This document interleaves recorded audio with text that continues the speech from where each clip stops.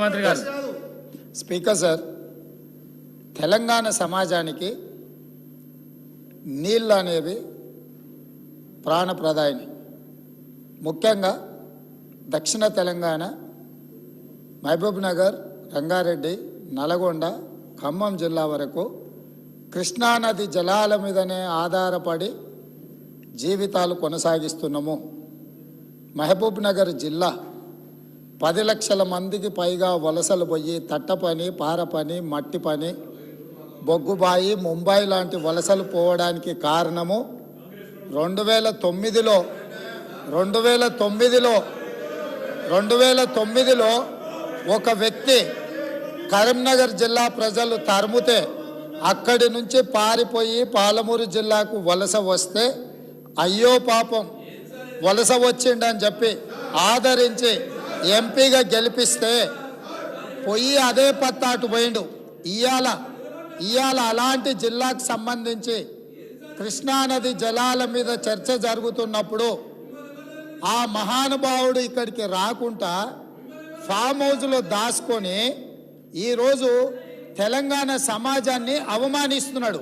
ఇంతకంటే కీలకమైన అంశం ఈ తెలంగాణ సమాజంలో ఏమైనా ఉందా అధ్యక్ష? మీరు చెప్పండి. మీరు కూడా వికారాబాద్ జిల్లా కరువు ప్రాంతం నుంచి వచ్చిండ్రు కదా. ఎంత కీలకమైన చర్చ జరుగుతున్నప్పుడు తెలంగాణ సమాజానికి వాస్తవాలు చెప్పాల్సిన, వినిపించాల్సిన అవసరం వచ్చినప్పుడు ఈ సభ మొత్తం మా సాగునీటి పారుదల శాఖ మంత్రి గారు ప్రాజెక్టులను కేంద్ర ప్రభుత్వానికి ఒప్పజెప్పేదే లేదు, కృష్ణానది జలాలలో పరివాహక ప్రాంతం ప్రకారం 68% వాటా నీళ్లు తెలంగాణకి ఇవ్వాలని ఒక ప్రత్యేక రెజల్యూషన్ మూవ్ చేసినప్పుడు హుందాగా ప్రధాన ప్రతిపక్ష నాయకుడు వచ్చి ఇక్కడ కూర్చొని ఈ తీర్మానానికి మద్దతు పలికి తెలంగాణ సమాజమంతా తెలంగాణ హక్కుల మీద, తెలంగాణ నీళ్ల మీద ఒకే మాట మీద నిలబడ్డమని ఆంధ్రప్రదేశ్ నుంచి కేంద్ర ప్రభుత్వం వరకు ఒక సందేశాన్ని పంపాల్సిన సందర్భంలో సభకు రాకుండా ఫామ్ హౌస్లో దాచుకొని ప్రజలని తప్పుదోవ పట్టించడానికి వారిని పంపించి వారు పచ్చి అబద్ధాలు మాట్లాడుతున్నారు. ఏది ఏమైనా మొన్న నేను చూసినప్పుడు ఆ కుర్చీ ఖాళీగా ఉండే ఈరోజు ఆ కుర్చీలో పెద్దలు పద్మరావు గారు కూర్చున్నారు. వారికి ఆ బాధ్యత ఇస్తానన్న వారన్నా నెరవేరుస్తారు. దయచేసి ప్రతిపక్ష నాయకుడిగా పద్మారావు గారు నిజమైన తెలంగాణ ఉద్యమకారుడు, తెలంగాణ కోసం కొట్లాడేటోడు.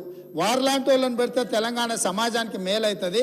నేను ఒకటే చెప్పదలుచుకున్నా, ఈరోజు ఉత్తమ్ కుమార్ రెడ్డి గారు సభలో ప్రవేశపెట్టిన ఈ ప్రాజెక్టులను అప్పజెప్పేది లేదు అనేది మొదటి అంశము.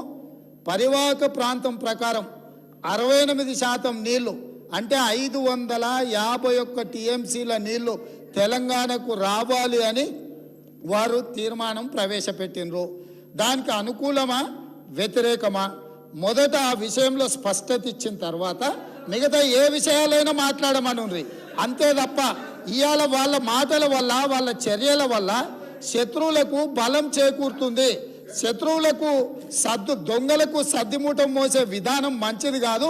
ఇప్పటికైనా దొంగ బుద్ధి మార్చుకొని తెలంగాణ బుద్ధి తెచ్చుకోవాలిగా అని చెప్పి నేను వారికి విజ్ఞప్తి చేస్తున్నా.